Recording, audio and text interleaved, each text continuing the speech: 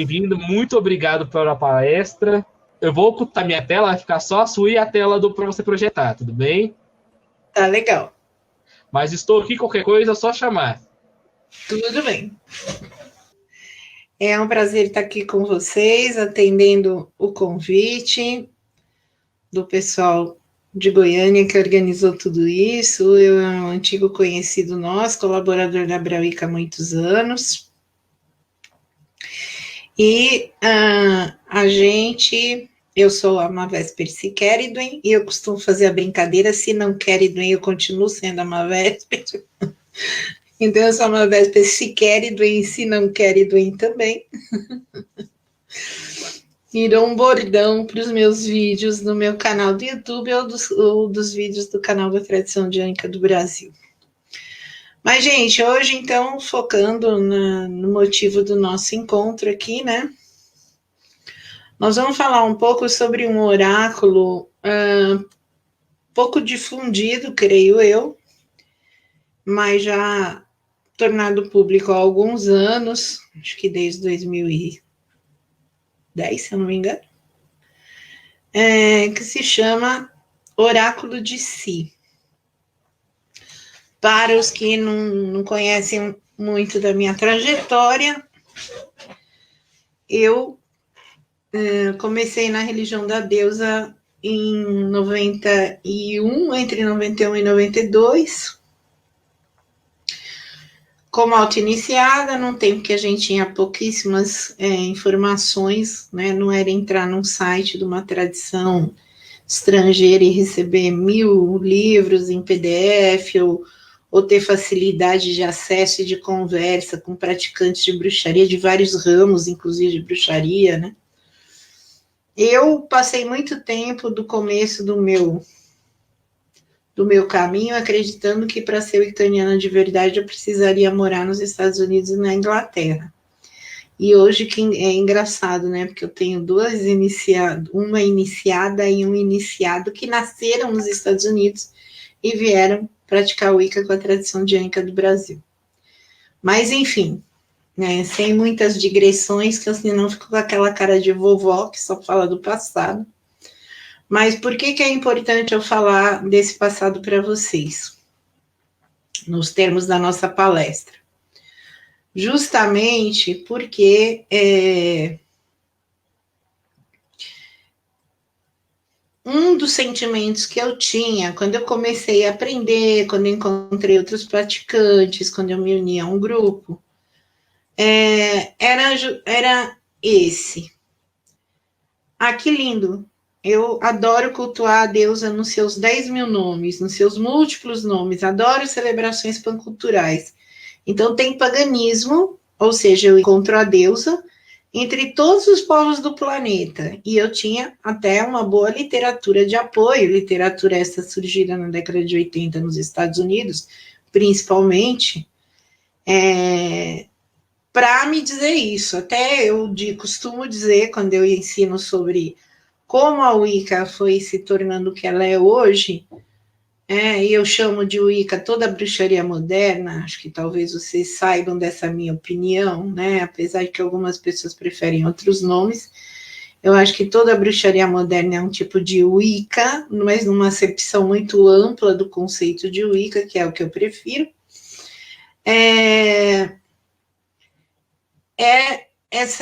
Eu costumo dizer que a base da Wicca moderna, como nós viemos a praticá-la no Brasil, principalmente, e como se pratica em outras partes do mundo hoje, é justamente a teologia, ou seja, o estudo da deusa nos múltiplos panteões, nas múltiplas culturas, nas múltiplas mitologias. Meu cabelo tá todo doido. E eu tenho, desde a década de 70 e até depois, na década de 80 e 90, mais consolidada, uma vasta literatura, principalmente norte-americana. Cito aqui os livros da Patricia Monahan, que é a maior referência sobre estudo da teologia e teologia comparada, que eu acho que a gente tem à disposição, é como uma enciclopédia das deusas e heroínas, né? que todas fazem parte, podem ser parte do culto icaniano, de todos os panteões conhecidos. E aí, como pagã brasileira, eu tinha um raciocínio muito claro. Se eu cultuo Ísis, Afrodite, Dano, que é uma das minhas deusas mais próximas, cadê as deusas dos pagãos brasileiros? E pagãos brasileiros, certamente, na minha cabeça, eram os povos indígenas brasileiros. Na época que eu comecei a fazer essa reflexão, ninguém falava a respeito disso, certamente. Gente, eu vou ter que fazer uma pausa, porque tem uma dog alemão que, se eu não entrar, vai derrubar a porta e vai ficar atrapalhando a gente. Então, atenção para a entrada do dog alemão. Vai, sua chata. E fica quieta. Tem que falar oi para as pessoas. Isso aqui é live em casa, né? Isso que dá. Olha lá o rabo abanando, ó. Um bichinho de 70 quilos. Bom, olha lá. Fala oi, Scuba. Fala oi, povo, eu sou Scuba. Então, eu achei que, como pagã brasileira, eu deveria fazer esse exercício, né? De tentar cultuar as deusas conforme os pagãos brasileiros entendiam a deusa. E aí eu fui, já que eu nessa época tinha acabado de me mudar para Brasília, e aqui a gente tinha a sede da FUNAI, que na época era um polo cultural bem efervescente, diferente do que detonaram ela hoje, né, infelizmente. E a gente tinha acesso a várias tribos indígenas, o pessoal que frequentava a biblioteca da FUNAI, e tinha eventos, etc. E eu comecei a me aproximar desses eventos com a intenção de conhecer alguma coisa sobre, conversar com pajés, sobre o conceito da Wicca em termos de paganismo e de relação com panteões pagãos, né, de como que a gente podia beber de panteões pagãos sem estar praticando aquela religião e sem nenhum tipo de desrespeito a ela, mas trazê-la para o nosso contexto, que era o que me interessava, saber quem era a deusa do Brasil.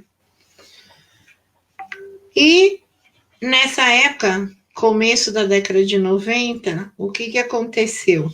Eu me aproximei num primeiro momento, tentei me aproximar de pajés, etc., e fui, assim, repelida pelo extremo machismo vigente entre os povos indígenas brasileiros. Eles estão profundamente misóginos, e assim, é uma coisa que não dava para ter acesso nenhum através deles.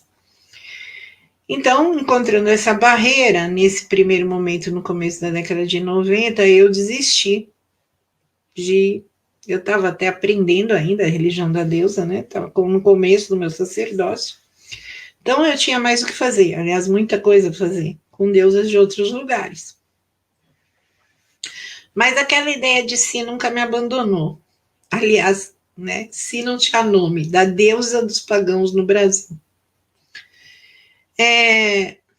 Muitos anos se passaram e eu voltei a ter o impulso, ou seja, ser inspirada pela deusa, a buscar de novo esse caminho. E aí, ao invés de procurar tribos indígenas, porque é muito difícil ter contato com elas, a não ser que você seja do meio, né? Seja antropólogo, você seja uma pessoa que convive e tem outro tipo de acesso que na época eu não tinha, eu resolvi pesquisar academicamente a mitologia indígena brasileira. Sendo pesquisadora, né, de direito, e sempre tido muito interesse em pesquisa de história, principalmente porque meu pai e minha mãe eram historiadores, eu fui linda para uma biblioteca esperando encontrar alguma obra de referência, do tipo Grande Enciclopédia da Mitologia Indígena Brasileira. Lê do engano meu, né? Eu era bastante ingênua nesse aspecto. Mas foi aí que começou minha pesquisa acadêmica, que durou alguns anos, e que me remeteu a que não existe um atlas de mitologia indígena brasileira. E não existe por quê, né? Eu me surpreendi, porque se você pegar povos europeus, povos africanos, povos nativos norte-americanos, você terá obras específicas de mitologia desses povos. Por que não existe uma grande obra compilando a mitologia indígena brasileira ou algo semelhante? Uma obra de antropologia, de sociologia, de ciência da religião. Bom, na década de 90 ainda nem se falava direito em ciência da religião, ou pelo menos não era um termo muito conhecido. Mas, enfim,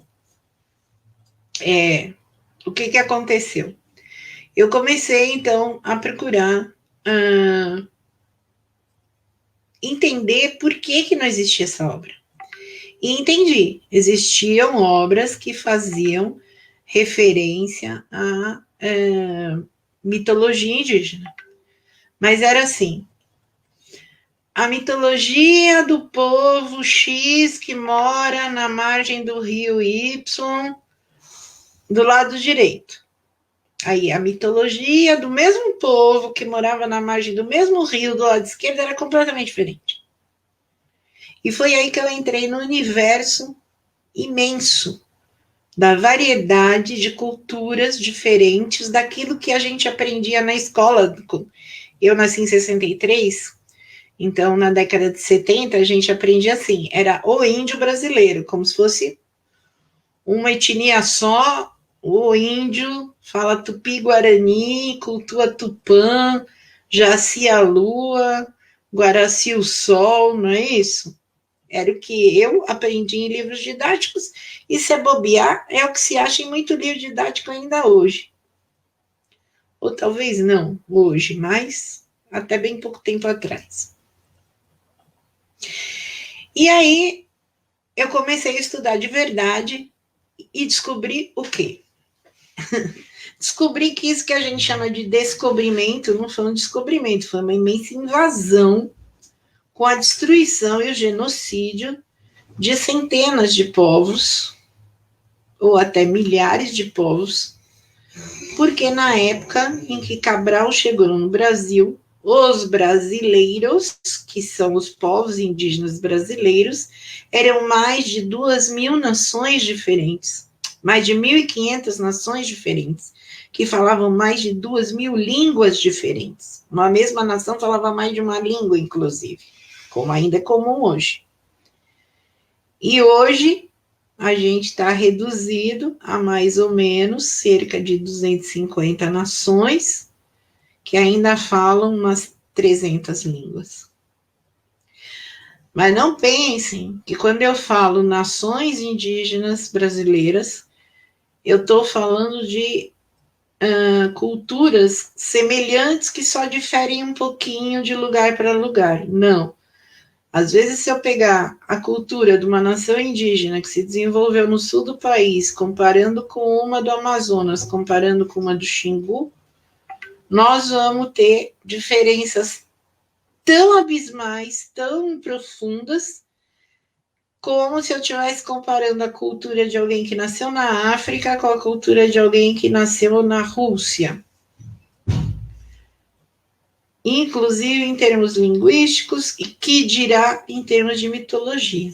Então, eu comecei a entender que o paganismo brasileiro era muito mais complexo se a gente fosse estudar o paganismo originário do Brasil, que é dessas 2.000 nações indígenas que existiam na época pré-cabralina, naquilo que a gente passou a chamar de terra brasilis, é um termo em latim de propósito, porque aí a gente abarca tudo que essas nações ocupavam na época, que não coincide bem com as nossas fronteiras geográficas de hoje. Então, por exemplo, invadiria um pouco a Venezuela, seria um pouco menor no sul, e por aí vai. Quando a gente se refere à terra, deuses da terra brasileiros, ou deuses dos povos indígenas brasileiros, das nações indígenas brasileiras, Nós estamos falando de referências mitológicas de povos que, como era na época que Cabral chegou, ou como os estudiosos tentam reconstituir ou entender como era antes. Por quê? O que aconteceu? Isso que a Igreja Católica chamou de evangelização, na verdade, é um processo de genocídio cultural profundíssimo, de destruição da cultura dos povos indígenas, que hoje continua, inclusive, infelizmente, e agora no lamentável governo Bolsonaro, perdoe-me alguém se é bolsonarista, sinto muito por você, mas piorou ainda, né? Porque existem ainda missões evangélicas para evangelizar índios. Existem missões católicas também, não é um problema só de evangélicos.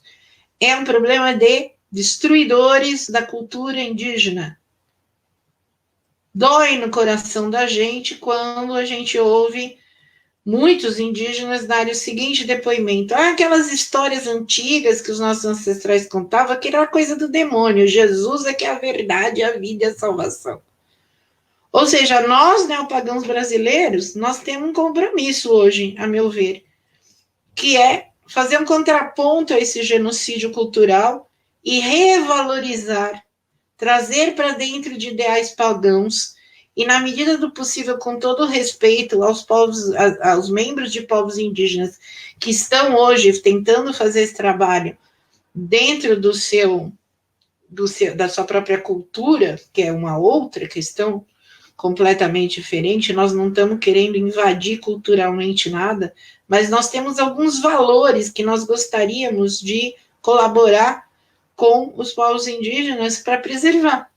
E esses valores têm a ver com esse neopaganismo originário, nosso conceito de neopaganismo. Ou de paganismo originário e o nosso atual conceito de neopaganismo. Então, hoje existem algumas instituições, pessoas, existe toda uma leva de professores doutores que vêm dos povos indígenas, que estão fazendo um trabalho que se expressa, por exemplo, na divulgação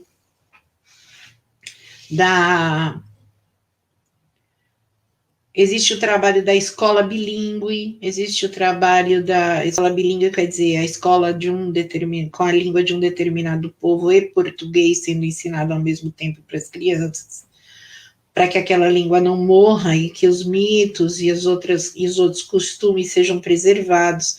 Existem outras formas de que esse pessoal que tenta preservar os valores das culturas indígenas está trabalhando. É um trabalho maravilhoso, é um trabalho que, se vocês, pagãos, puderem ajudar de alguma maneira a fazer, por favor, engajem-se nele. É um trabalho de militância social, de direitos humanos. É um trabalho contra essa destruição dos índios, protagonizada pelo governo Bolsonaro, bem especificada na escolha da pessoa que ele escolheu, que durante mais de 30 anos, a dona Damares Alves, foi evangelizadora, ou seja, genocida cultural de povos indígenas, tendo, inclusive, a filha dela sido fruto de um sequestro, retirada da família indígena por falsos propósitos para ser filha adotiva da pastora protestante, ou da missionária protestante. Ou seja, estamos diante do descalabro disso e, portanto, nos conectarmos a esses deuses e esses valores dos povos indígenas se torna cada vez mais importante hoje em dia, para que nós sejamos algum tipo de veículo contra esse genocídio. Mas vamos chegar lá no oráculo, senão nós não vamos chegar lá. E aí eu, durante muito tempo, fiquei pesquisando sobre como que a gente chegaria a deusas indígenas brasileiras ou deuses indígenas brasileiros, até que eu desisti da tarefa. As pessoas, tinha muitos mitos, Tinha muita bagunça entre mitologia e romance, porque no movimento romântico do final do século XIX, começo do século XX, os romances brasileiros adotaram a figura emblemática do índio como um herói, né? Então você aí tem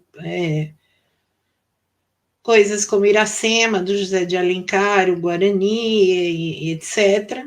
Então você vai ter também dificuldade de identificar na literatura da época o que é registro de folclore, que podia vir de mitologia indígena, e o que é registro de história romantizada, ou seja, uma história inventada por um escritor do final do século XIX, tendo um índio como personagem, mas que não tinha nenhum vínculo com a mitologia originária.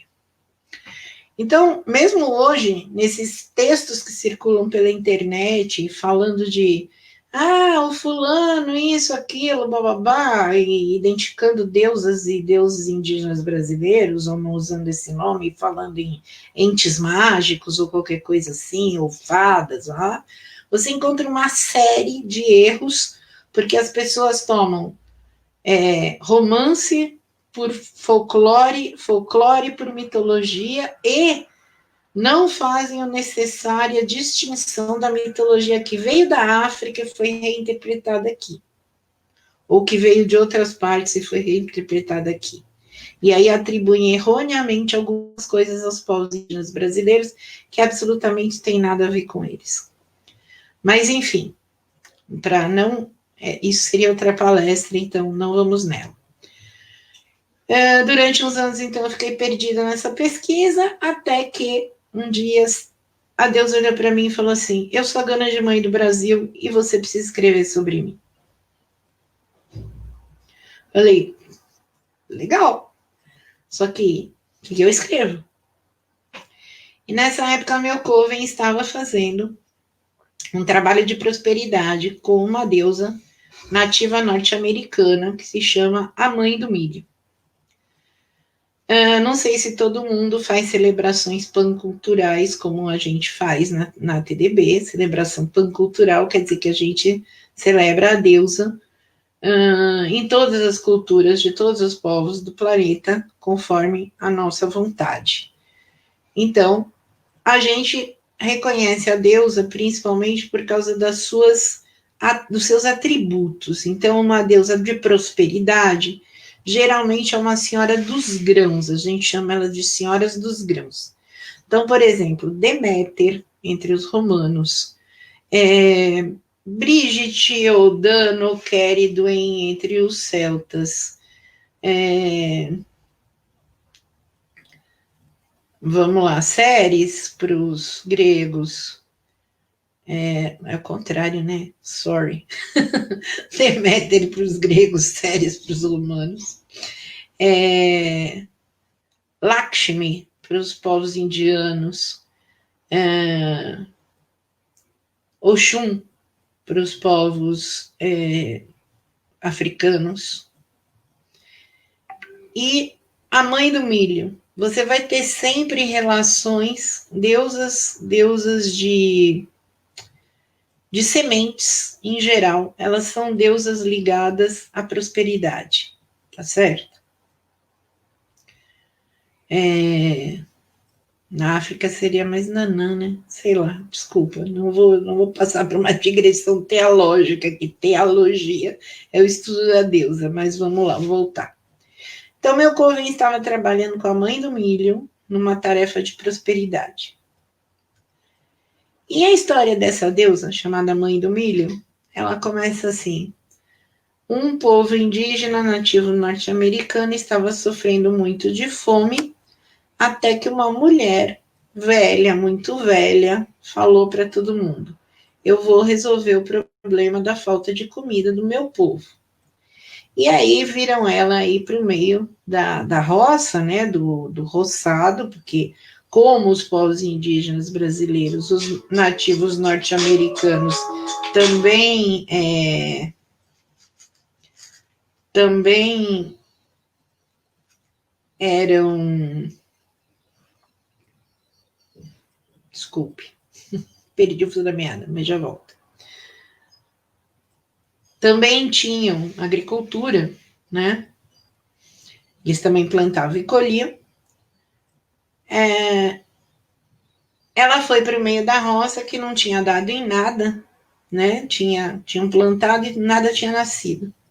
E aí, o que ela fez? Ela começou a arrancar nacos da própria carne e jogar no chão.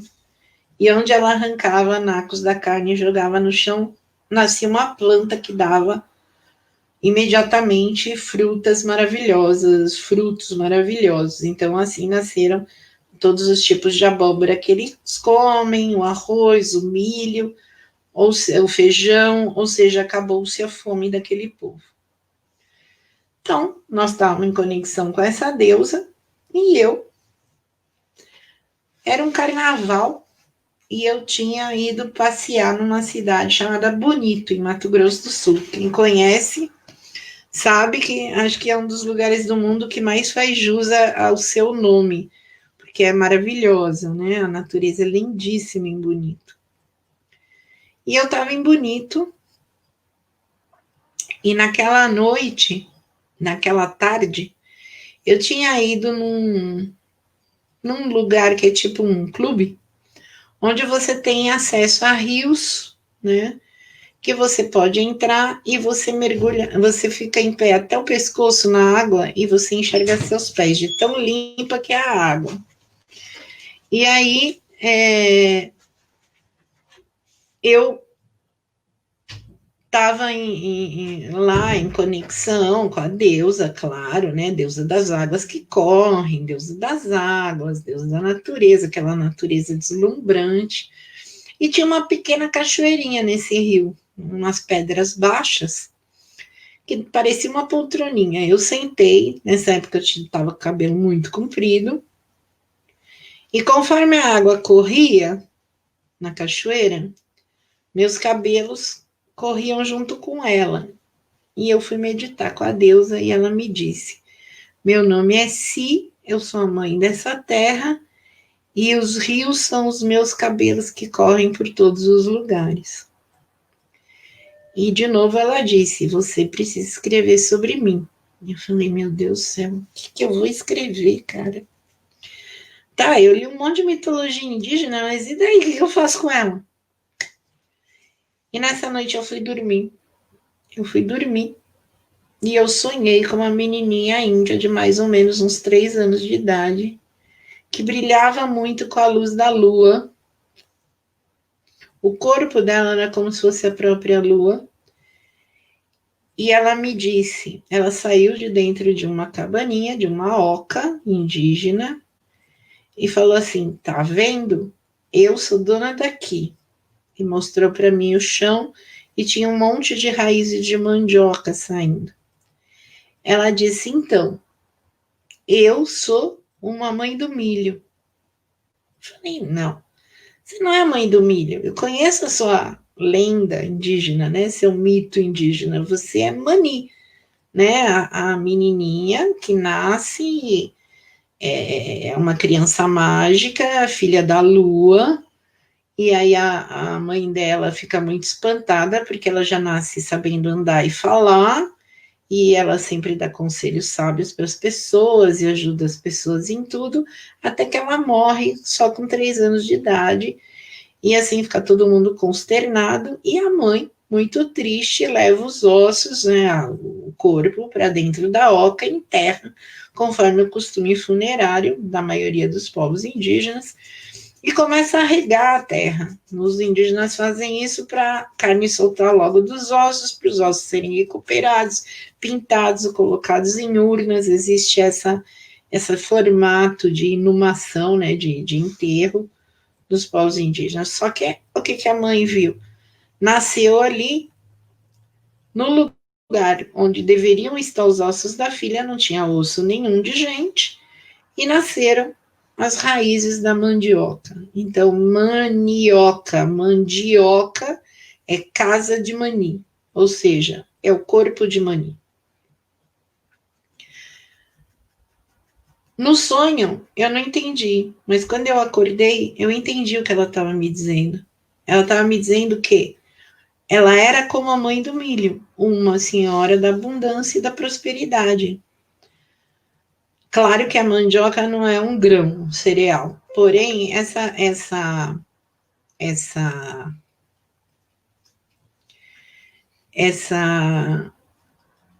definição, né, ela identifica a deusa nas culturas em que a deusa é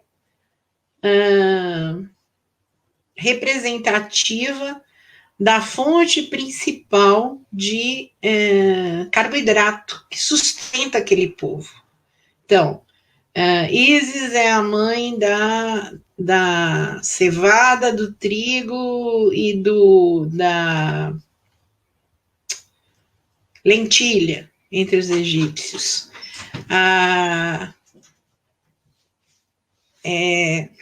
Vai precisar de novo para eles. Para os dois. Desculpa, gente. Interrupções domésticas. Lives da quarentena, tá?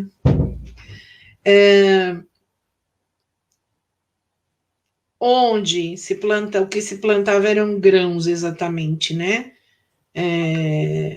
Trigo, arroz, cevada, como na Europa, as deusas da prosperidade são senhoras dos grãos, propriamente dito. E aqui no Brasil, certamente elas teriam a ver ou com a mandioca ou com o milho, que eram as duas grandes fontes de carboidratos que sustentavam a vida dos povos. Como as deusas do Japão, por exemplo, vão ser as senhoras do arroz, tá certo? Deusas de prosperidade são ligadas ao arroz. Então eu entendi. E eu entendi todo o mecanismo pelo qual eu podia reler as lendas dos povos indígenas brasileiros e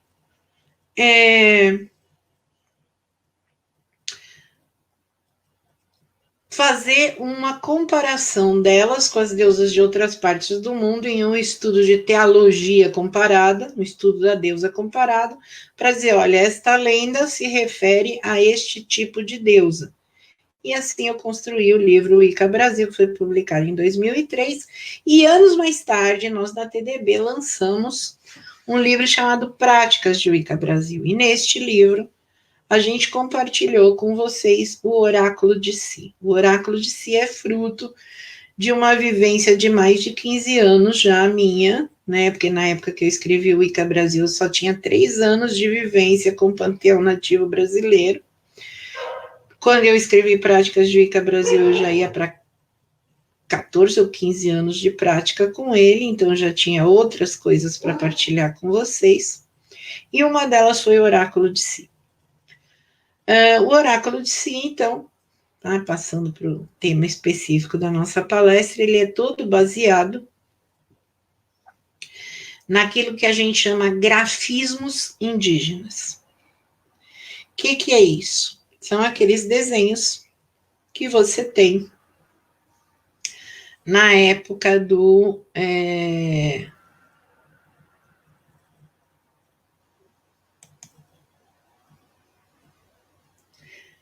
Gente, desculpa, alguém só me informa, por favor, se vocês estão vendo a capa do livro ou não? No momento, não, mas Vesper, tá sem o share screen. Tá, ok. Eita, Isso, tá agora aqui, está aparecendo. Hã? Agora está aparecendo. Tá, isso. Tudo bem. Gente, me desculpe porque eu sou virgem desse negócio de compartilhar a tela. Bom, você pode ficar na tela. Aqui, assim eu vou saber o que vocês estão vendo. O livro Práticas de Wicca Brasil é essa capinha que vocês estão vendo aí do lado. Evan, estão vendo, né? Sim, estão. Evan? Estamos vendo. Ah, tá bom. Só para confirmar. E ele pode ser baixado online, mas eu já aviso, tem muitas pessoas que me pedem uma nova edição do Wicca Brasil e do Práticas de Wicca Brasil. Eu estou fazendo uma revisão de ambos os livros para lançar, provavelmente colocar na Amazon para praticamente colocar à disposição de vocês, tá? Mas ainda estou estudando a melhor maneira, mas acredito que até antes de Solen, eu acho que isso vai estar disponível, tá bom? Então, como é que é o oráculo de si? Primeiro, que ele é fruto dessa conexão com os símbolos que são importantes na cultura nativa brasileira, dos povos indígenas brasileiros. Com todas as suas diferenças, eles costumam ter algumas semelhanças, e tanto nas coisas que eu sugeri, nos rituais do Wicca Brasil, quanto nos que eu sugeri neste ritual, eu e outras pessoas da tradição gênica do Brasil, a gente tentou fazer uma compilação de coisas que eram semelhantes a muitas nações indígenas brasileiras. Então, poucas coisas são universais para esses povos. A ideia de si, de que tudo tem uma mãe, é uma delas, e por isso a deusa grande mãe do Brasil foi por mim chamada de Si, por mim não, né? Por mim e outros autores. Então, é porque Si é o vocábulo que designa mãe. Então, já Si, a mãe da lua, Quaraci, que é o sol, é a mãe deste dia. Então, Quaraci não é como os portugueses traduziram Guaraci, um deus masculino, não. É Quaraci, a mãe do sol. Então, tudo que termina em Si é a mãe de alguma coisa, tá? Mas, enfim, aí temos o nosso livro.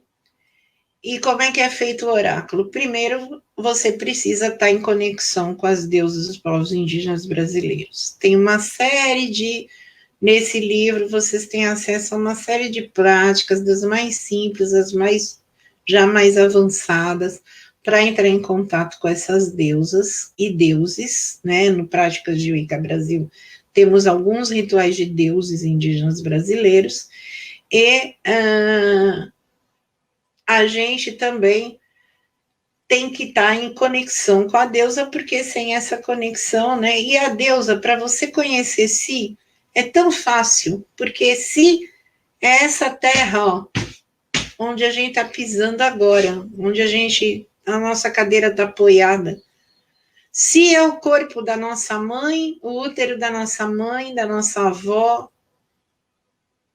porque muito dificilmente não corre no nosso sangue algum pouco do sangue dos povos indígenas brasileiros. Eu mesma tenho uma bisavó que era índia Guarani.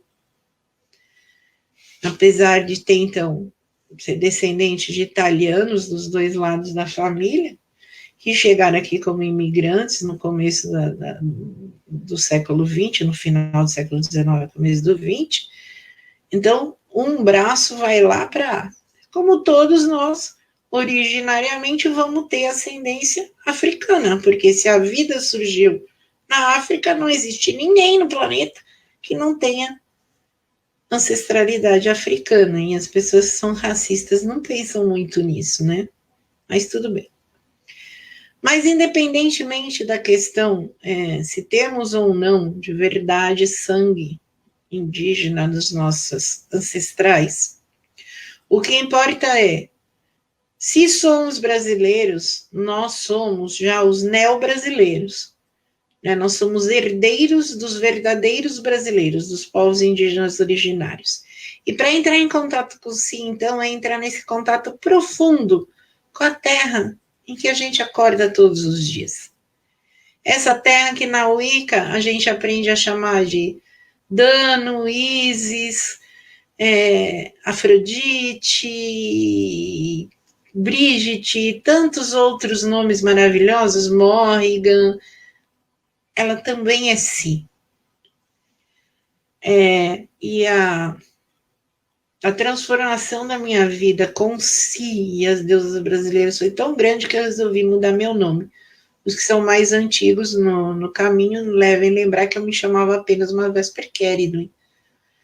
E Aí eu pus o si no meio, e daí que surgiu a brincadeira. Não põe o si que fica feio, vamos fazer um trocadilho. Se quer e daí o si não quer. E daí eu resolvi assumir a brincadeira desde 2003, então estou nessas. Então vamos passar para o oráculo.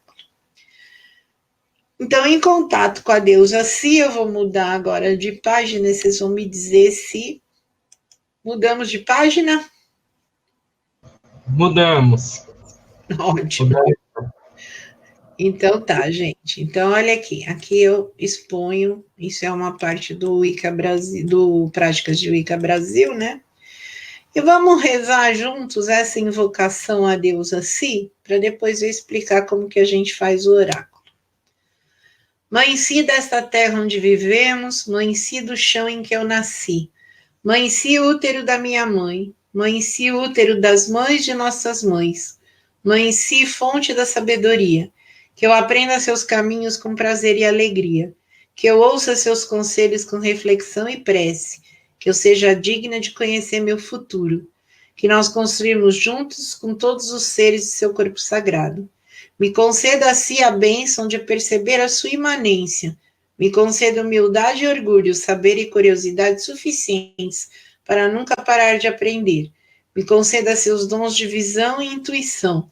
Mãe da lua, mãe do sol, mãe do todo, eu, sua filha, agora abro o seu oráculo, que assim seja e que assim se faça.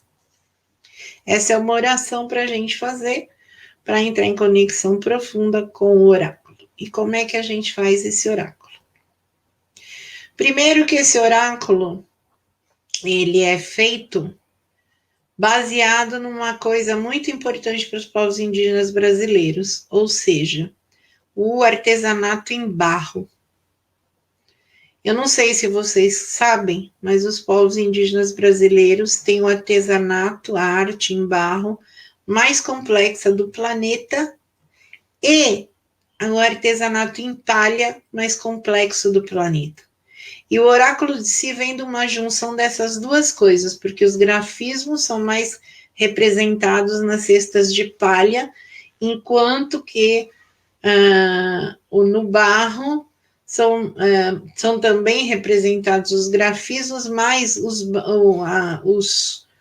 as coisas feitas em barro, elas são tão importantes para os povos indígenas brasileiros que elas, inclusive, determinam posições sociais de cada um.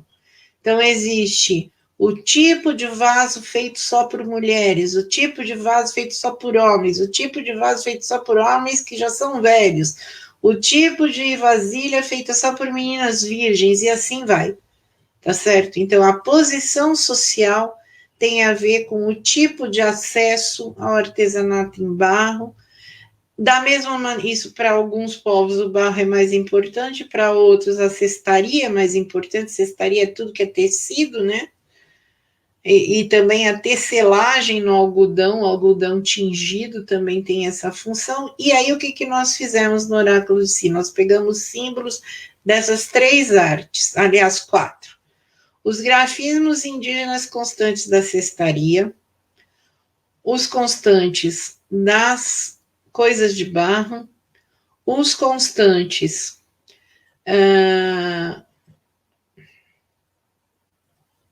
das pinturas corporais e os constantes das pinturas do artesanato em tecelagem, em fio de algodão. Então, veja, são 4 tipos de artes que reproduzem alguns desenhos, a maioria geométricos, que são o que a gente chama de grafismo indígena. Esse estudo é apaixonante. Se vocês abrirem pastas no Pinterest, colocarem lá grafismos indígenas, vocês vão pirar. Eu sou apaixonadíssima. E foi difícil eu escolher os que fariam parte do oráculo, mas foi por inspiração que eles vieram, tá? Então, primeiramente, nós vamos fazer o oráculo de pedaços de um vasinho de barro. Não escolha um vaso gigante, porque senão vocês vão ficar com o oráculo. Esse vaso vai ser quebrado e cada peça vai ter um símbolo do oráculo desenhado. O problema é que se vocês escolherem um vaso grande, vocês vão ficar com o oráculo com pedaços gigantes de barro e ele vai ser pesado pra caramba. Então eu sugiro um vasinho assim, ó, de mais ou menos uns 500 ml, tá muito tranquilo, tá? Aí vocês vão se conectar com aquele vaso como útero de si, vão virar o vaso, emborcá-lo, tá? E ele vai receber uma pintura no verso.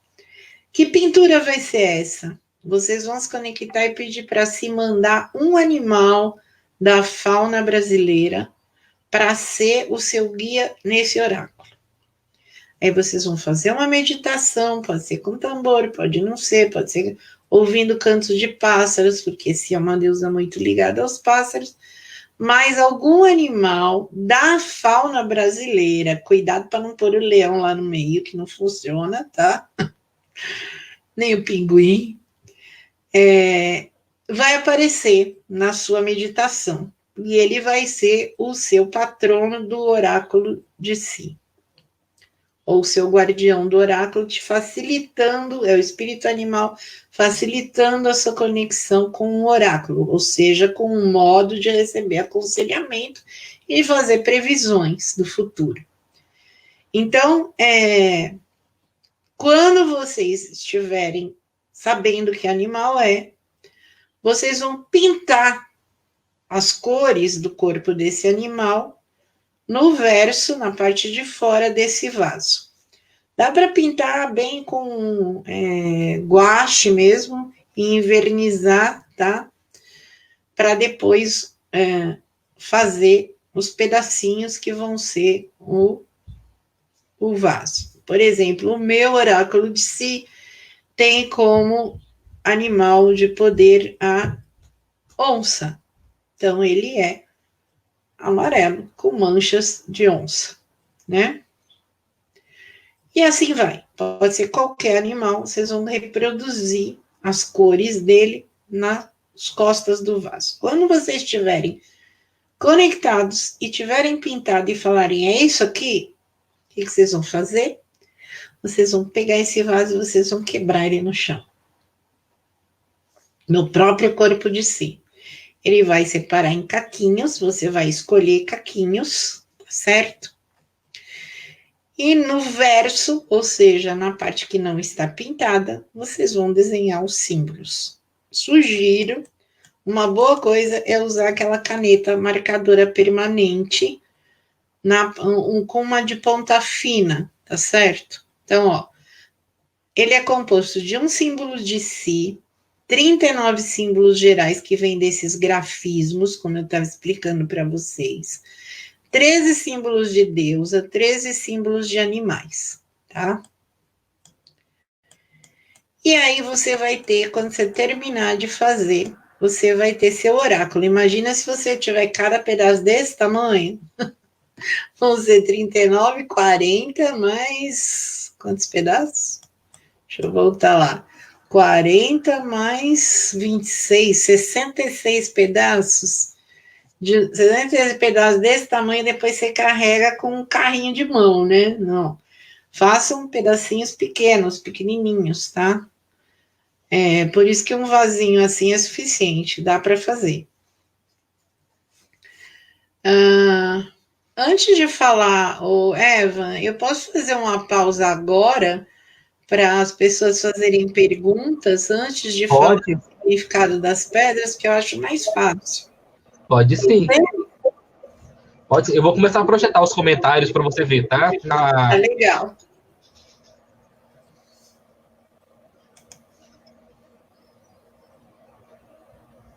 Esse aí que você falou do si, mencionaram sobre o som dos irlandeses.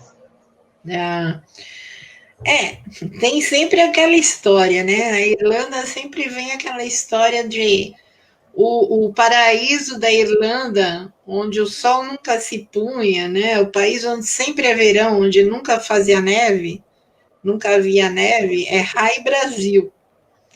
Isso faz algumas pessoas cogitarem que os irlandeses navegaram até o Brasil e conheceram não só o pau-brasil, mas o calor que fazia aqui, né? Mas isso Não tem comprovação histórica, só que há uma hipótese que eu acho bem interessante, inclusive.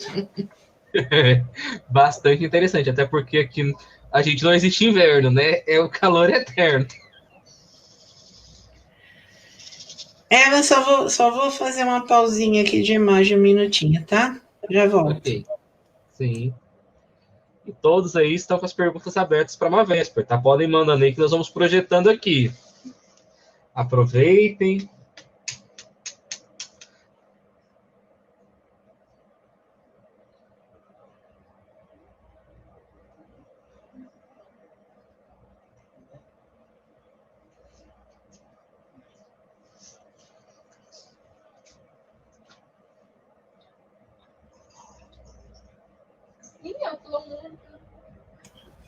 Pronto, estou de volta. Diga. Bem. Daí, chega.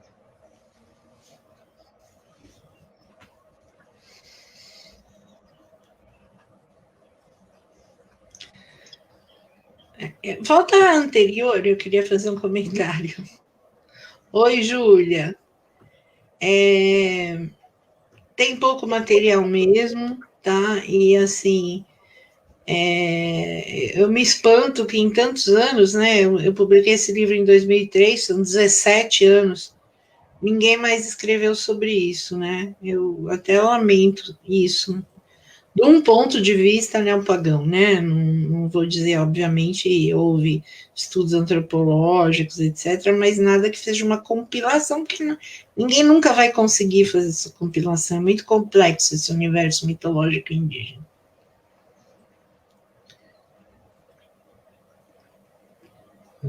Bem complexo.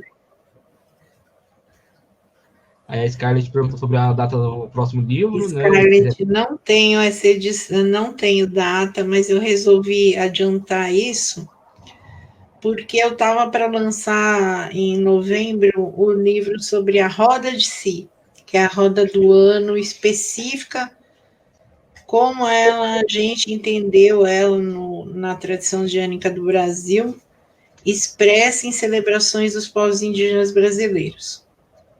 E é uma roda que coincide com os sabás do hemisfério norte e não do hemisfério sul. O que já vai causar 200 quilômetros de polêmica, claro, né? Mas eu acabei não lançando porque eu vi a necessidade premente de lançar o Wicca Brasil primeiro, porque o Wicca Brasil é um livro que ele vai ser referência para o entendimento tanto do Práticas de Wicca Brasil como depois para a Roda de Si. E ele hoje me espanta. Hoje mesmo eu entrei na estante virtual e vi gente vendendo o livro a R$200. Eu fiquei assustada, que quando o livro era vendido, tinha um preço de capa de R$32 para a editora H e eu recebia R$4 por cada exemplar. Então, hoje, quem tem está vendendo na estante virtual por R$200. Isso quer dizer alguma coisa, né? Quer dizer que tem gente interessada no livro. E foi aí que eu resolvi colocar na Amazon e ainda estou em processo de ver como é que isso vai ser feito. Mas eu acho que até o fim do ano, até antes de Solen, nós estaremos com a nova edição do Wicca Brasil, do Práticas de Wicca Brasil Revista, que infelizmente o Práticas saiu com um monte de erros de edição, e a Roda de Si. Então, eu vou fazer uma trilogia dos livros sobre mitologia brasileira. Vamos lá. Bia, o oráculo de Si não é um tarô, certamente, porque um tarô a gente só chama de tarô aquele baralho de 78 cartas que segue aquela estrutura específica de arcanos maiores e menores, com símbolos que têm um conteúdo próprio, né? Então, só isso se chama tarô. O oráculo de Si é um oráculo, é um oráculo como qualquer outro oráculo, de autoconhecimento, basicamente, de conexão de você com as divindades indígenas brasileiras e a Terra Brasília, e um oráculo de aconselhamento, ou seja, um oráculo que faz como o tarô faz, como o Xing faz, como as runas fazem, como o Oan faz, quer dizer, qualquer oráculo. Ele faz um aconselhamento sobre como ele pode prever seu futuro e faz um aconselhamento de como você se relacionar com esse futuro. Tá? A leitura pode ser para algo genérico da sua vida, o que está acontecendo na minha vida hoje, o que seria melhor eu fazer hoje, ou para algo específico, até uma pergunta de sim ou não. E sim, nesse aspecto, ele funciona em paralelo ao que se faz com o tarô ou qualquer outro oráculo. Oi, Tainá Janaína, adorei seu nome. Obrigada, tá show. Por enquanto não mandaram mais perguntas. Tá, eu queria só saber se as pessoas. De nada, querida Bia. Obrigada. Eu queria saber só se as pessoas entenderam como é que se faz o oráculo, ou se isso ficou muito difícil de entender. Eu creio que ficou bem tranquilo. Ele lembra um bocado do oráculo de Apolo, o jeito de ser feito. O oráculo de Eu não Apolo é em conheço. porcelana. Né? O oráculo de Apolo é feito num prato de porcelana quebrado, né? Ele é uma vasilha quebrada também. Esse é aquele oráculo do Edu Scarfon? Mas, Vester, eu não sei, eu só vi uma apresentação dele uma vez, não é algo que eu domino, eu só lembrei por causa da quebrada, do prato quebrado. Bom, eu nunca tinha visto nada feito e nada quebrado antes de fazer o meu, mas pode ser que alguém tenha feito antes. Bom, vamos prosseguir então, né? Voltando para você aí, deixando você na tela. Tá. Agora eu vou voltar a compartilhar a tela. Vamos ver se eu aprendi a fazer com menos bobagem. Ahá, consegui, não consegui? Eu ainda não, você tem que apertar o OK. Tá bom. Agora eu vou falar rapidamente de cada símbolo. O primeiro símbolo do oráculo é o símbolo de Si. Ainda não apareceu não, viu, uma véspera? Não? Não. Uai. Eu tô na página. Clica no Share Screen primeiro, lá no Messenger. Vamos lá. StreamYard. Compartilhar.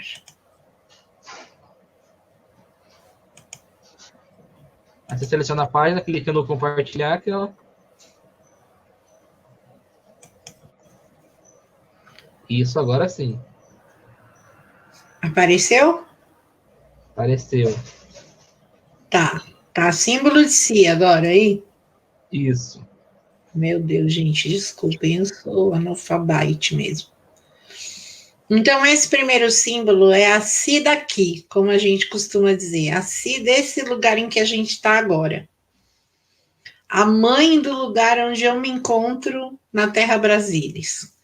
Vocês veem que a cabeça dela é um solzinho, os cabelos são os rios, os bracinhos e perninhas são as lunações, e ela está sobre montanhas e tem essa representação dos ventos aqui, tá?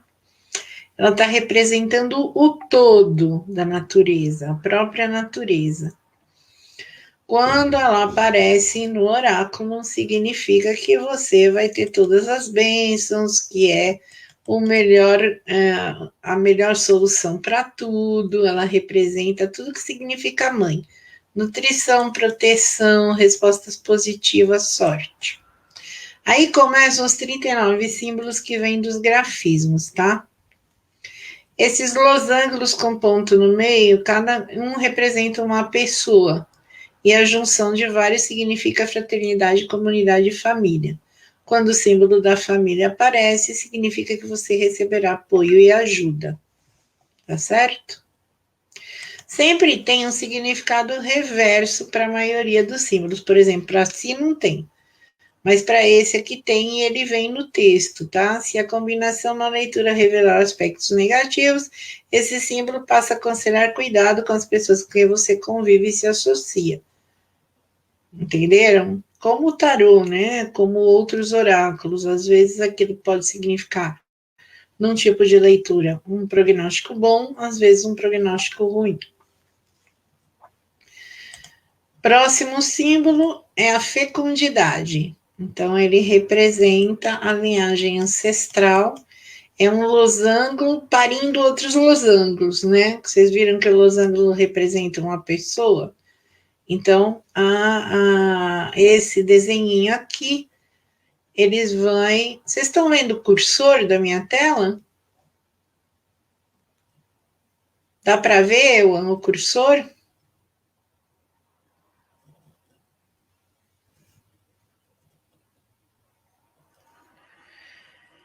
Ele representa, então, a continuidade, né, da linhagem ancestral, e a última é aberta porque são as gerações futuras. Quando ele aparece, significam bons prognósticos, né? E mesmo no aspecto negativo, ele fala de dificuldades que não vão durar. Este símbolo aqui, que parece com o signo de peixes, né, da astrologia, só não tem um negocinho no meio, é paixão. Grafismo que representa sexo, união sexual, casamento e uniões felizes. Uma situação bem-sucedida, paixão em tudo na vida, busca de prazeres, boa saúde. No sentido negativo, depressão, falta de perspectiva, solidão, problemas de saúde. Via Láctea, estão vendo um monte de estrelinha? Representadas pelo céu noturno, é a nossa percepção da imanência, da diversidade e nossa integração ao todo. Quando ele aparece, convida você a deixar seu individualismo e perceber que você é parte do todo. Não tem significado negativo. Crescimento, vocês estão vendo aí? É uma palmeirazinha. Representa o crescimento da vegetação, fartura e abundância. No sentido negativo, no sentido oracular, é prosperidade, fartura, dinheiro e trabalho. No sentido negativo, dificuldades de um trabalho, escassez de recursos. Criatividade, são essas linhazinhas de calor que se desprendem do solo quando o sol está a pino. Simbolizam as ideias que brotam da vida. Possibilidades criativas, no sentido negativo, estagnação, falta de perceber alternativas. Espinha de peixe.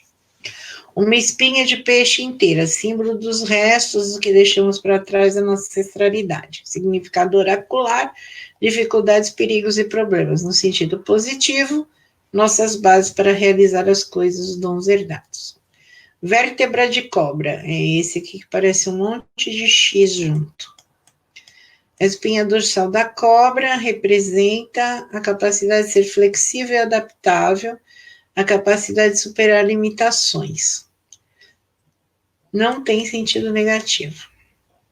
Peneira quadrada, uma peneira de palha usada no preparo de alimentos. A peneira separa as coisas, define limites e a grupos iguais.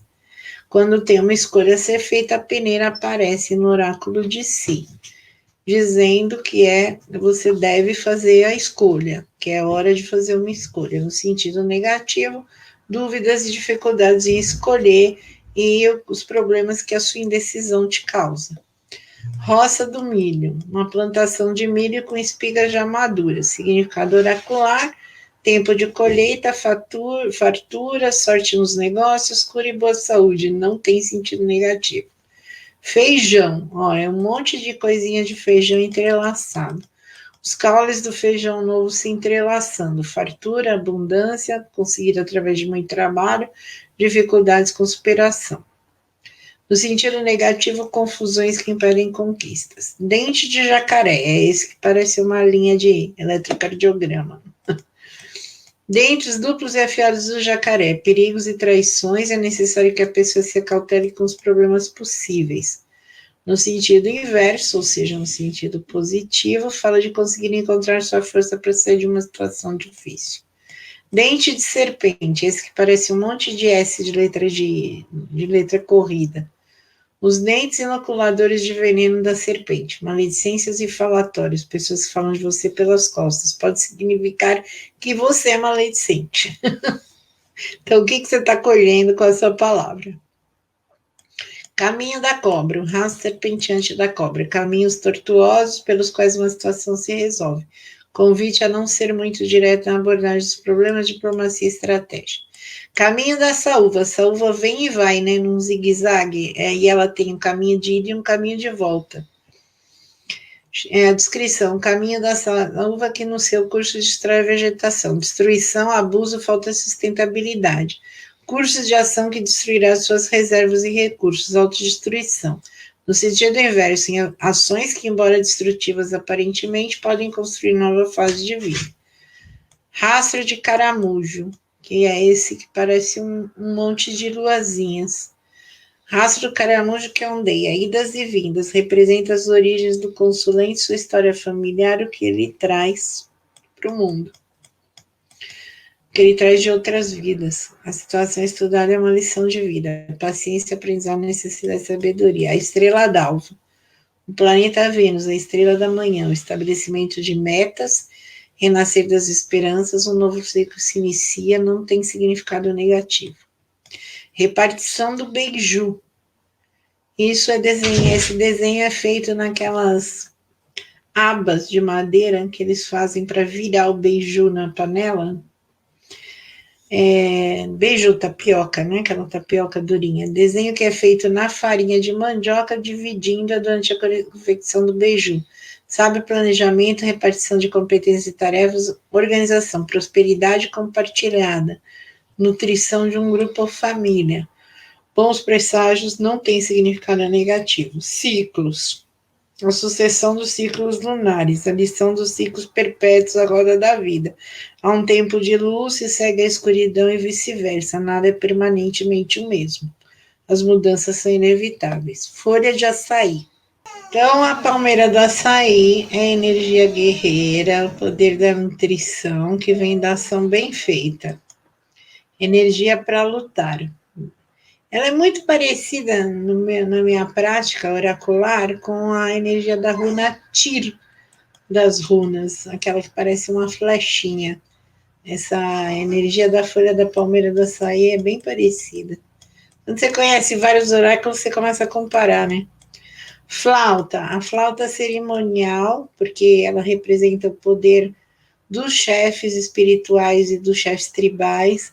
Ela representa poder e influência social, pessoa poderosa, poder espiritual de liderança mágica. Lesma. Eu acho legal que a lesminha anda quadradinha, né? É o jeito que a lesma anda. A lesma em diversas culturas indígenas se equipara à cobra grande. A cobra grande é uma deusa criadora de tudo e moldadora da vida. Ao aparecer no jogo, a lesma traz as bênçãos da criadora de tudo, fazendo com que qualquer obstáculo desapareça e ela não tem significado negativo. A queimada. O fogo que destrói a roça, feita dentro da mata, para possibilitar o reinício do ciclo de plantio. Então, os povos indígenas, eles usam esse sistema de queimar a horta, o plantio anterior, né?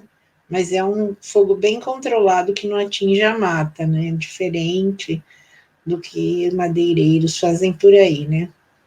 E o pessoal do agronegócio. A água está acabando ou precisa terminar. Fim de um ciclo, preparação para o ciclo seguinte, dificuldades, problemas. No sentido inverso, prenúncio de abundância, embora a época atual seja de escassez. Coruja, olha os olhinhos da coruja. Alerta, percepção de outros mundos, mensagem de outros planos. A abelha.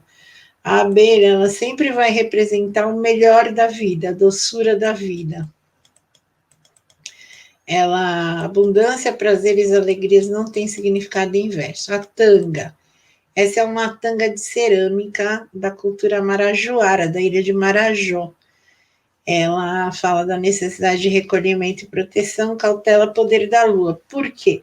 Porque essa é uma tanga que quando as mulheres usam, os homens sabem que não é para se aproximar delas, é um tempo de poder delas. E é muito poderoso porque fala dos mistérios do sangue, que é o poder da mulher e o poder da bruxa. Veneno. Este símbolo é um cesto de palha chamado tipiti, que é usado para extrair o veneno da mandioca brava, a maniçoba. Na nossa roda de si, ele representa o deus amante da deusa, o consorte, né, o da bride, da noiva, que vai retirar o veneno dela para ela se transformar só em amor. Porque esse instrumento, feito pelos povos indígenas, ele é usado para tirar da mandioca brava, não é essa mandioca que a gente come no sul, no sudeste, é a mandioca venenosa, que tem na região amazônica, na região do Xingu. E ela precisa, esse caldo que sai dela, esse leite, é venenoso. Se você comer a mandioca daquele jeito, ou esse leite, quando você espreme a mandioca ralada, sai um leite bem branco, se você comer isso, você morre. Morre de disenteria. Porque são toxinas muito fortes, que só deixam de ser tóxicas para o corpo humano se esse caldo é cozido durante 8 dias seguidos, sem parar. Os povos indígenas aprenderam isso, e isso é o famoso, é o famoso tucupi da culinária de Belém do Pará, do Amazonas e de outros lugares do norte, mas é muito gostoso, não sei se vocês conhecem, muito gostoso de comer, muito diferente, mas é a ideia do veneno, né? Então, no oráculo, medidas capazes de transformar problemas em vitórias, convite a buscar soluções racionais. No sentido negativo, o veneno, problemas, derrotas, inimigos ou situações subestimados. Aí a aranha, eu acho muito bonitinho esse jeito da aranha, porque se você pensar, são só três risquinhos em triângulo, mas se você olhar bem, parece uma aranha com cabeça e patinhas, né? A deusa tecelã da vida, é hora de mudar sua vida. Então, a aranha tece sua teia, como você é capaz de tecer sua vida. As mudanças são propícias, recomendo exposição para se readaptar e flexibilizar com coisas novas. Botiatônia são fadas brasileiras, que são o povo do arco-íris, que vive no arco-íris debaixo dos rios. Prosperidade, bênçãos, finanças, fartura e diversidade. Não tem significado inverso. Espinha de piqui. Piqui é um fruto que muito brasileiro não conhece, mas aqui no Centro-Oeste, aí eu até morei em Brasília, eu não conhecia. É uma noz que tem um gosto que algumas pessoas acham maravilhoso, né? A carninha do fruto. E por dentro, se você morde, aquilo ali tem milhares de espinhos minúsculos que, se alguém morde, vai parar no hospital para tirar milhares mesmo, tirar cirurgicamente os espinhos da boca. Então, o fruto do piqui representa sempre perigo, tá?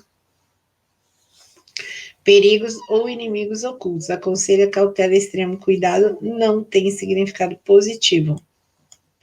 Urucum. Urucum é uma nozinha também, que dentro tem umas sementinhas vermelhas que são a base do coloral. E o urucum é uma das pinturas, pintura de comemoração, pintura de guerra, mas também pintura para os ossos dos mortos, significando uma nova vida. Então, energia positiva, muita disposição, coisa que aplicar sua energia, êxito e boa sorte. No sentido inverso, problemas e decepções.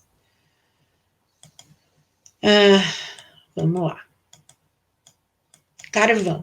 O carvão também é usado na pintura ritualística, tanto de guerra quanto das pinturas de luto.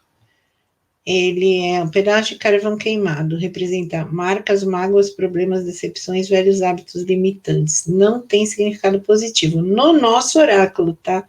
Que muitas vezes a pintura de carvão é positiva, sim, para alguns povos. E o genipapo, que é uma fruta que para quem não conhece, ela lembra um pouco a carinha do kiwi. É mais fácil a gente conhecer uma fruta da Europa do que do Brasil.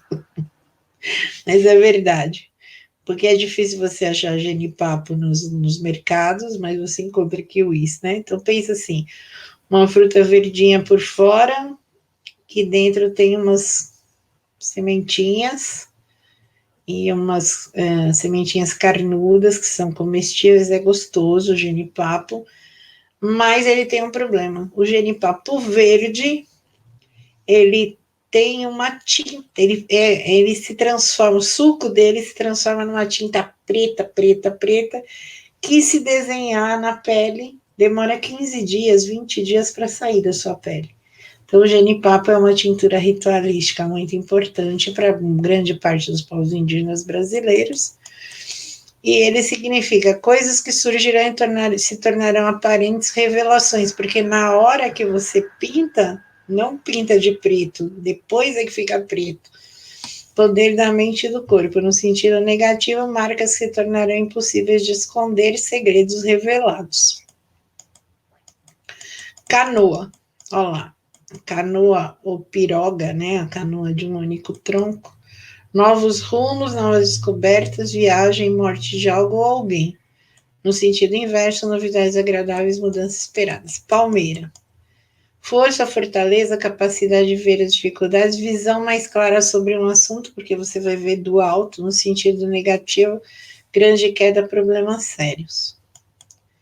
Quaraci é o sol, então como o sol no próprio tarô, significa tudo que é bom, tudo que é vitória, tudo que não tem significado negativo, né?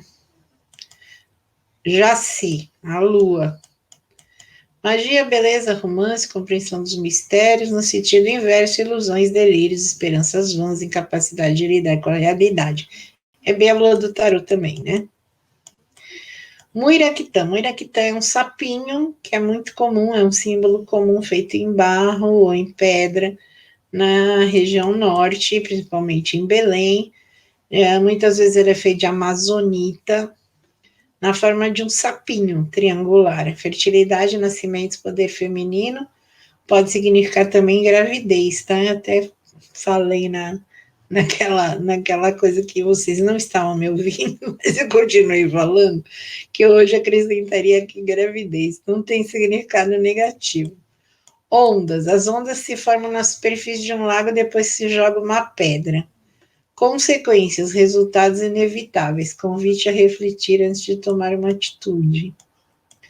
Oráculo das deusas, 13 símbolos, não tem significado desfavorável. Amanassi, a mãe da chuva.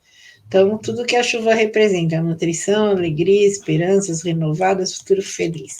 Amaú é a deusa da menstruação. Então, a descrição do símbolo é o órgão sexual feminino. Significado oracular, o poder do feminino, a menstruação, a criação, maternidade e proteção. Que é a Numakamanã, é a deusa onça, por isso que essa é o grafismo indígena que representa a pegada de uma onça, é a marca da patinha da onça no chão. Essa deusa é uma deusa extremamente poderosa. Eu vou falar um pouco mais da onça lá para frente, porque tem a onça no oráculo. A pata da onça, poder da deusa protetora, a mudança de forma, a capacidade de moldar uma situação difícil. Mulher sapo, a textura da pele do sapo, é o desenho. Significado oracular, namoro, encontro, romance, casamento. Cachurel, tem uns ossinhos e uma espinha de peixe. Descrição, os ossos de pessoas e animais, nossas origens, ancestralidade, desafios e medos sendo vencidos. Cachurel, para vocês entenderem, é uma Hecate brasileira, tá? Existe uma comparação de teologia possível de fazer para Cachurel, é Hecate. Então, vocês veem que ela é importante na cosmologia aqui, no nosso jeito, na TDB, de trabalhar a deusa. E o Xancuru quer dizer mulher roxa. É uma deusa da medicina relacionada a ervas. Então, seria como a deusa Airmide dos celtas, tá? Cura física, mental, emocional, espiritual, boa saúde. Bem interessante essa deusa. O Alainquípia é uma deusa de vingança. É o pássaro de rapina de duas cabeças. Representa a deusa ceifeira, que acaba com o mal, ou seja, ela castiga as pessoas más. Pedleré é a deusa da morte, é a sombra. Tá vendo? Isso aqui o símbolo é uma pedra e aqui é a sombra. Então, a pessoa que morre é porque ela ficou na sombra. Muitos povos indígenas acreditam nisso porque é uma coisa empírica, né? Quando você tem grandes árvores e sob a sombra dela não nasce nem grama, quer dizer que é um lugar morto. Então, a sombra seria relativa à morte. Então, a deusa das sombras é a deusa da morte. Kaalari é uma cuia de chimarrão, né? Uma cuia de erva mate. Porque Kaalari é a deusa do erva mate. Então, o significado é energia, cura, entusiasmo, combate à depressão. Seuci é uma das formas da deusa Si, que é a mãe das Pleiades. As Pleiades é essa constelação representada por esse desenho. Representa o céu estrelado, a proteção dos céus, os astros e estrelas, a visão do todo. O Anana. O Anana tem esses símbolos um ao contrário do outro, porque é uma deusa barra deus. É um deus hermafrodita. Ou seja, o nome de Anana é será homem, será mulher. A mitologia de Oanana diz que apareceu uma mulher linda, maravilhosa, da cor da lua, e queria, todos os homens da tribo queriam transar com ela transou com todos. Aí no dia seguinte, ela estava tomando banho de cachoeira, toda linda, maravilhosa, as mulheres da tribo olharam e falaram, nossa, como ela é linda, e ela se transformou num homem lindo, maravilhoso, e todas as mulheres da tribo transaram com ele.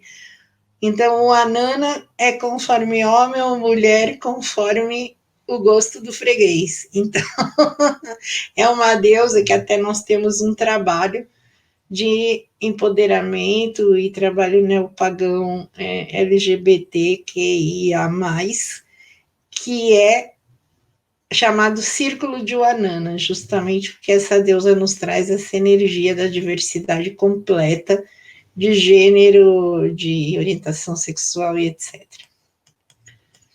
Então, representa no oráculo a junção em um só do feminino e do masculino, integração de todas as partes do seu ser. Então, vamos dizer que você estivesse fazendo uma pergunta sobre uma dúvida que você tem, e aparece a pedra de Oanana, o que vai acontecer? Você está sendo informado de que você logo vai entender como é que aquilo lá vai se resolver para você.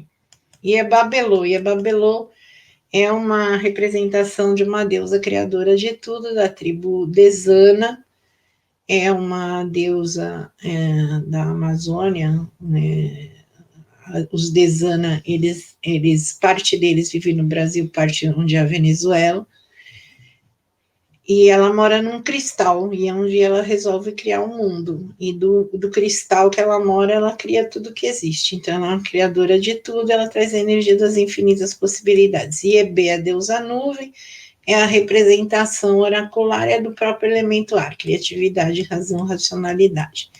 E aí, oráculo dos animais, 13 símbolos, o tatu, que tem proteção, não liguem, eu tenho mente cartoon mesmo e tem trilha sonora, então eu lembrei do comer tatu é bom, pena que dá dor nas costas, não é esse o significado.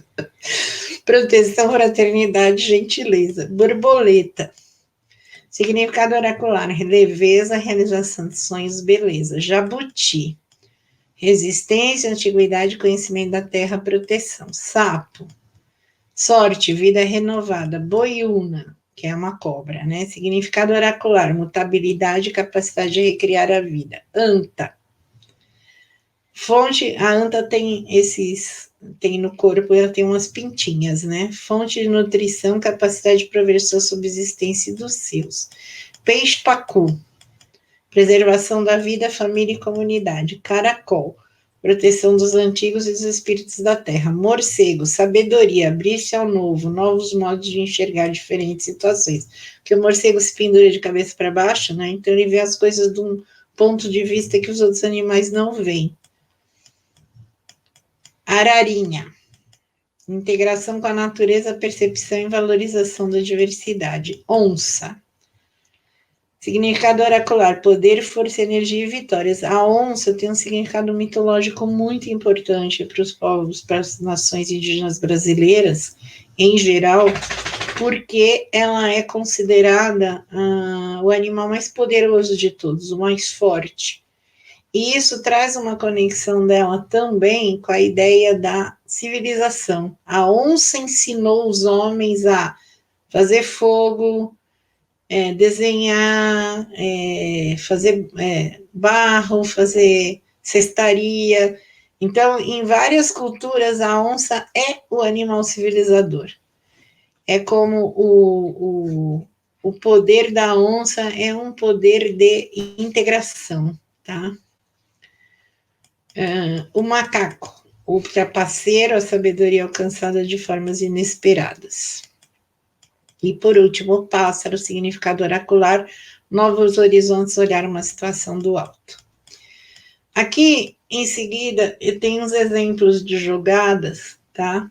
Eu vou deixar esse texto disponível para vocês no site da Tradição Indiânica do Brasil. Vou mandar para o Elwan também, colocar onde ele quiser para disponibilizar no grupo dele, tá? Nas várias redes sociais dele. Então, assim, e aqui eu vou dar só umas opções para vocês, porque eu vou até interromper o compartilhamento aqui, eu vou ficar só com vocês, fica mais fácil. Oi. Não sumi agora, né?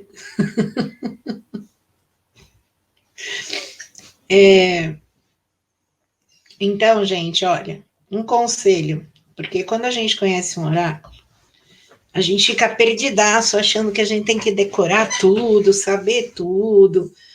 Quando você se familiariza com o processo de consultar oráculos, fica tudo muito tranquilo. Por quê? Porque você percebe que não é um processo de decoreba. É um processo de compreensão, é um processo de você digerir alguma coisa, tá? Então, o que é o primeiro conselho que eu dou para vocês começarem a consultar o oráculo de si? Claro que vocês vão ler o que está escrito do lado, né? Impossível. A gente não vai saber na hora. Mas depois vocês vão perceber que pelos desenhos e os significados mitológicos, a coisa é bem intuitiva. Ao saberem que o tipiti tira veneno, então é uma coisa que vai transformar uma situação ruim em boa. Isso aqui é o piqui. O piqui é aquele negócio cheio de espinho, horroroso, tal, que machuca a boca se você morder. Já acho que é delicioso, porque eu adoro o gosto do piqui. Mas tem essa questão do espinho. No oráculo vai representar só o espinho. Então, então isso aqui é um problemão, né? Isso aqui, se eu estiver fazendo uma pergunta de sim ou não, eu devo aceitar esse emprego novo? Aí aparece o piqui lá. Cara, vai dar problema. Aqui eu faço um parênteses, tá? Nunca deixem um oráculo escolher coisas da sua vida por você. A vida da gente não pode ser comandada por oráculos, como ela não pode ser comandada pela opinião do seu vizinho, do seu amigo, da sua mãe, de ninguém. O seu oráculo é um conselheiro, só isso. Então, apareceu o piqui lá, mas você acha que você tem que fazer aquilo? Mete as caras. Agora, sabe que o oráculo diz que ia ter problema e se prepare para eles. É assim que a gente consulta oráculos. Não é dizer, nossa, saiu o piqui, não vou fazer isso de jeito nenhum. Não. Eu sou visceralmente contra se usar oráculo para determinar escolhas na vida. Isso é ignorância. Isso, para mim, é um modo de ser supersticioso. E eu odeio superstição. Magia é inimiga de superstição. Sacerdócio neopagão é inimigo de ser supersticioso. Tá?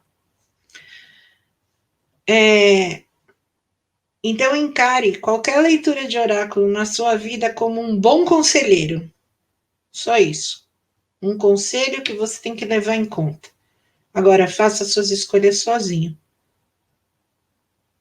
Mesmo porque a única responsabilidade pelas suas escolhas é sua. Não é nem do oraculista que leu para você, nem de você mesmo, se foi você que leu. A não ser como você, como agente da escolha, não como agente que consulta o oráculo. Ok? Então, bem entendido que esta é a minha postura. Oráculos não são capazes de dizer de futuros pré-determinados porque eles não existem. O futuro é construído pelas nossas escolhas no aqui e no agora e pelas nossas projeções mentais e emocionais para o futuro. Eu sou uma véspera, eu sou de determinado modo, então, provavelmente, diante de determinada situação, eu terei a tendência de fazer X. É isto que os oráculos captam, não o que eu realmente farei. Porque isso só depende de mim. Então, o futuro, para mim, minha opinião, uma véspera se querido, ensino querido também, é uma construção das escolhas constantes que a gente vai fazendo. Pô, então, se não tem um futuro pré-determinado, o que os oráculos leem? O campo de probabilidades que é gerado pelo fato de você ser como você é e de você costumar agir como você age. É isso que o tarô, as runas, o I Ching, os búzios leem. O campo de probabilidades. Tá? E o oráculo de si também. E qualquer outro oráculo que tenha algum fundamento em termos de conexão sagrada, com o sagrado de alguma maneira. Que todos esses que eu falei, exceto talvez o tarô, tenha uma conexão com o sagrado de alguma maneira. O tarô acaba tendo também. Bom, então vamos lá. Primeiro conselho para aprender a jogar. Tirar uma pecinha todos os dias. Olhar para sua caixinha lá, o seu saquinho onde está o oráculo. Eu tenho dentro de uma caixa de madeira, tá? Que o oráculo feito de cerâmica, ele é pesado, não é uma coisa para você sair carregando no bolso. Então, não é um tarô, nem um joguinho de runas que você enfia na bolsa e sai com ele todo dia. É uma coisa para você ter no seu altar ou do lado do seu computador. Eu gosto de ter um joguinho de oráculo do lado do meu computador, porque aí eu vou naquele dia, tiro uma. Então, é a minha pedra do dia, tá? Então, eu vou lá ter tirado e aí eu vou ler. O que é aquela pedrinha? Ah, é a palmeira do açaí. Ah, a energia guerreira, é a força, tal, não sei o que. Aí eu vou lembrar que tem uma deusa do açaí. Vou lá dar uma lidinha na história dela, vou aprender por quê, que é esse significado, né? Ou então, sai lá, a pedrinha de Si. Aí eu lembro, nossa, Si é a grande mãe, vai ser um dia feliz, eu vou estar bem protegido, eu vou ter sucesso. E aí você vai sentindo as energias do dia e comparando com a energia da pedra. E assim você vai aprendendo como o oráculo funciona. Não pensa que aprender um oráculo vai ser uma coisa da noite para o dia, tá? Você vai levar anos até aprendendo um oráculo de verdade. Mas se você gostar dele e tiver afinidade com ele, logo você vai entender que o que você precisa aprender não é o significado de cada pedrinha, mas como elas conversam entre si e qual é a mensagem que juntas elas vão te dar. E isso é um aprendizado feito através de experiência e através de percepção, de você se tornar sensível à energia daquele oráculo e à linguagem específica dele. Aí você tem algumas sugestões que vão estar no texto que eu vou deixar público para vocês consultarem sobre as jogadas. Então, por exemplo, existe uma jogada que chama a jogada da cobra grande. Você traça uma linha. Ah, sim, o oráculo de si é sempre jogado no chão, tá? Então porque é a mãe terra, o corpo de si é a terra. Não use mesas para jogar o oráculo de si, jogue no chão. Só que é bom ter um campo delimitado, então ou desenha na terra, pode ser um risco, se você for fazer no chão, que não seja terra, tudo bem, continua sendo chão, né? A sua cerâmica em casa, você pode usar um giz para fazer um quadrado ou um círculo. Por que isso é importante? Ou você pode ter um paninho para jogar em cima, pode ser um paninho com desenhos indígenas, com grafismo indígena, fica bem bonitinho. Eu tenho um paninho, aliás, pintado por indígenas. Então, isso é um campo de leitura oracular, né? Aí você traça uma linha no meio, e aí você põe já tira 26 pedrinhas e faz um desenho de cobra com ela, assim. Então, uma parte fica para cima, outra para baixo, né? Da linha do meio. Aí, a parte de cima vai te falar quais são os problemas e as soluções, e a parte de baixo é como você equilibra os problemas, tá? Outro tipo de jogada do sol. Você tira 6 pedrinhas e desenha um solzinho, aí vai lendo as 6. Aí aquilo significa a questão. E aí vem os conselhos, aí você faz os raios do sol, põe uma pedra no norte, uma no leste, uma no sul, uma no oeste, uma no nordeste, uma no sudeste, uma no sudoeste, uma no noroeste. Aí você vai lendo quais são os conselhos da roda do sol para você. Essa chama jogada de Quaraci. Quaraci é a deusa do sol, a mãe deste dia. Então, é uma jogada para aquele dia. Existe, por exemplo, uma outra jogada chamada jogada de revelação. Você pega, sorteia 13 pedrinhas e vai juntando elas para formar um retângulo. E aí vai abrindo uma por uma, que são os segredos revelados, tá? Você pode fazer uma jogada na forma daquela constelação das Pleiades, que significa seus sonhos, seus desejos mais ambiciosos, e aí ela vai te dizer como é que ela vai funcionar para trazer esses sonhos para o mundo. Você pode fazer também uma jogada geral, pegar a sua caixinha, chacoalhar e pá, jogar todas as pedrinhas ao mesmo tempo. E aí, como que você lê? As que caíram fora do seu paninho ou do seu desenho de quadrado ou de círculo, para delimitar, você não lê, elas não responderam aquilo. Aí das que caíram dentro, você lê só aquelas que caíram com o símbolo para cima, aquelas que caíram com o desenho do animal para cima, você tira fora. E dessas que caíram com o símbolo para cima, você separa, você lê, tem mais a ver com as respostas que estiverem mais perto de você, as que estiverem mais longe, tem mais a ver com explicações do resultado. Todo jeito de consultar oráculo é um jeito de aprender a fazer as pedras conversarem entre elas, pedras, cartas, runas, búzios, né? E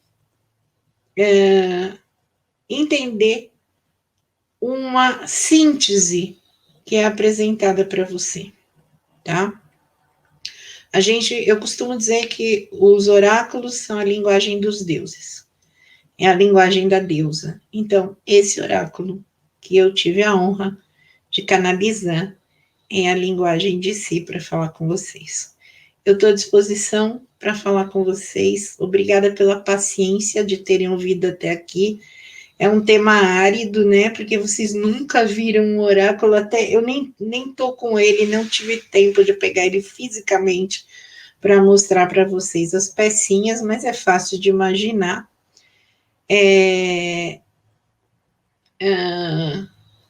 Eu já vou responder a pergunta, tá? É fácil de imaginar que ele. Acabei de me perder.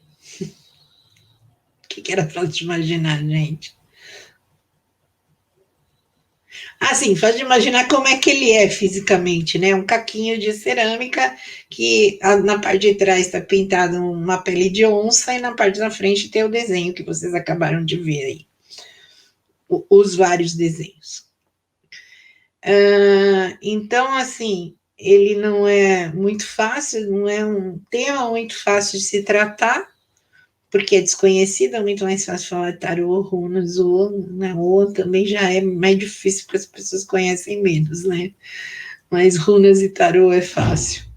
E eu adoro, amo tarô, continua sendo meu oráculo predileto da vida, então eu sou taróloga convicta. E gosto muito das runas também são meu segundo oráculo. Mas o oráculo de si é lindo, para quem está entrando em conexão com quem quer se conectar melhor com as energias do paganismo originário do Brasil, certamente vai encontrar nele um bom veículo, tá? Eu fico à disposição para responder perguntas e para esclarecer vocês, né? Como eu sou velha, vocês não vão me achar no Instagram, que eu ainda não me achei naquela rede social, mas no Facebook vocês me acham 24 horas por dia online. Podem falar comigo pelo Messenger, que eu respondo tranquilamente. Deixa eu ver a pergunta.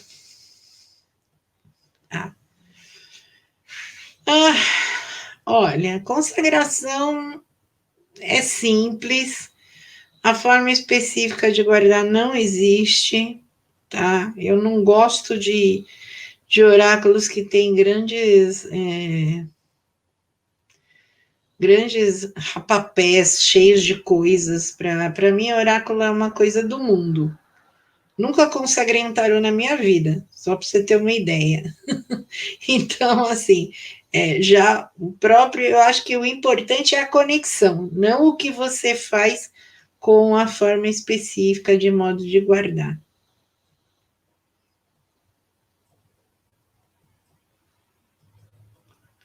Oi?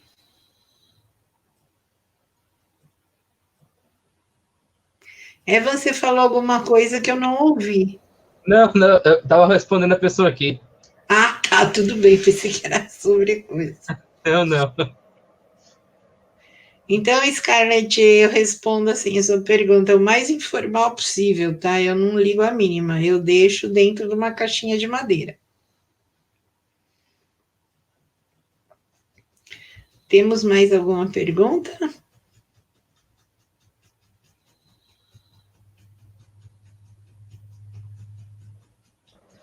Só um instantinho, Marco, o pessoal deu uma pequena travada na transmissão, eles estão voltando aqui.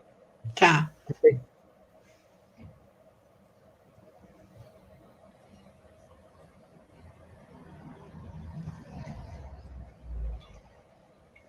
Mandaram as páginas, né, falando que lembra um pouco o Joan da América do Sul, com algumas semelhanças de Búzios, pela forma de jogar. Se você pensar, o Búzio tem o Oan tem uma forma de leitura muito parecida com o Búzio, né? É o que cai para cima, é o que cai virado, não é lido, né? Você tem essa semelhança até entre o Oan e o Búzio. Sim.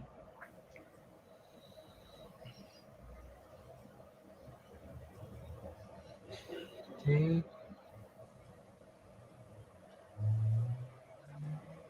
Alguma mais pergunta, pessoas?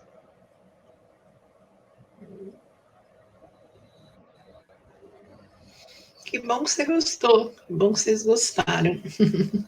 Foi excelente, Mar. Obrigadão pela palestra, Mar. Foi esclarecedora. Muito obrigado por partilhar, por dar esse apoio para nós. Imagina, muito obrigada a vocês pelo espaço, pelo acolhimento, né? Pela parceria que a gente tem, né? Com a Abra Wicca, com vocês. E fico à disposição. E eu vou te mandar o texto, tá? Para quem acompanhou a palestra, você quiser mandar, fica disponibilizado, tá bom? Tudo bem, mantenha assim, eu vou disponibilizar para todo mundo. Eu vou fazer uma pequena ediçãozinha na live para juntar os pedaços que cortou para ficar certinho. para deixar postado para o pessoal acompanhar sequencial, quem quiser. Ah, tá ótimo. Se depois você puder me mandar e eu puder disponibilizar no canal da TDB também, agradeço muito. Encaminho sim, Mavés, para disponibilizar a partir das páginas. Tudo bem. Tá bom? Obrigada, gente. Boa jornada aí para vocês. Deixa eu fazer uma pergunta. Se dá para fazer com uma botija de água? Dá sim. O único requisito é que seja de barro. Pode ser um vaso, uma forma de cerâmica, o que você quiser. Tá? Mas assim, aconselho que tenha pelo menos o conteúdo de uns 500 ml até uns 600, 700, por aí, para não ficar nem muito pequena, nem muito grande. Porque se você fizer com um copinho, você não vai conseguir fazer 66 símbolos. E se você fizer como eu fiz da primeira vez, que eu peguei, eu falei, vamos fazer o seguinte, vamos comprar um alguidar logo, né? Um grandão daqueles, assim, que eu quero bem grandão. Quando eu vi, eram 60 peças desse tamanho. Você tinha que quase ter um trator para carregar o oráculo. E não adianta.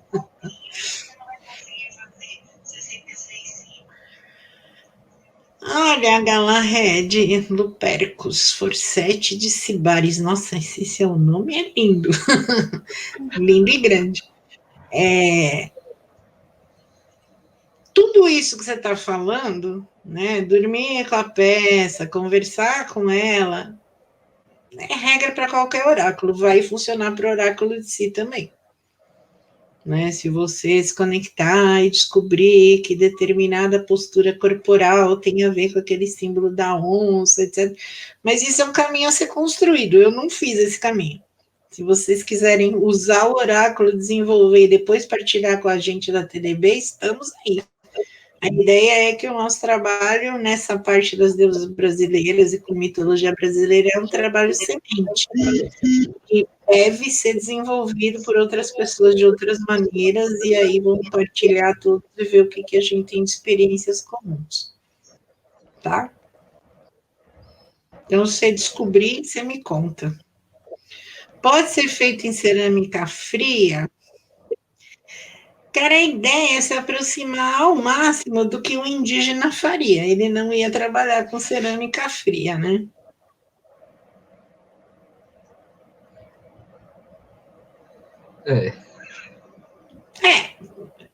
Você está falando cerâmica fria, plasticina ou aquele negócio industrializado, ou você está falando do barro não cozido?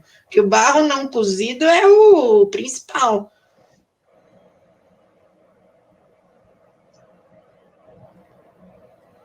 Eu acho que ele estava falando daquela parte industrializada aqui, molde, estilo Não, país aquilo prato.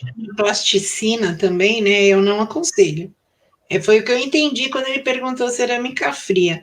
Mas se ele estava falando cerâmica a frio, é essa que a gente usa mesmo, que é o que os índios fazem, né? Eles não têm alto forno para cozinhar cerâmica. Era mesmo, era o biscuit que ele estava falando. Ele mandou aí. Não, biscuit não. Biscuit não vai funcionar para isso. Tá? Falou, Márcia, gente. Então é isso? Márcia, você poderia mostrar o seu jogo para nós? Teria como?